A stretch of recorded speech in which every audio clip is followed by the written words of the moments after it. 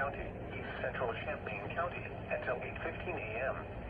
At 7:30 a.m., a severe thunderstorm was located near Thomasboro, or near Champaign, moving southeast at 25 miles per hour. Expected hazards include 60 miles per hour wind gusts and quarter-size hail. This is a radar-indicated threat.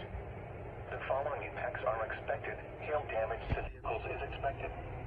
Expect wind damage to roofs, siding, and trees. This severe thunderstorm will be near Urbana around 7:35 a.m. Other locations in the path of the severe thunderstorm include St. Joseph, Sydney, Ogden, and Homer. This includes the following highways: Interstate 57 between mile markers 239 and 247. Interstate 74 between mile markers 182 and 197.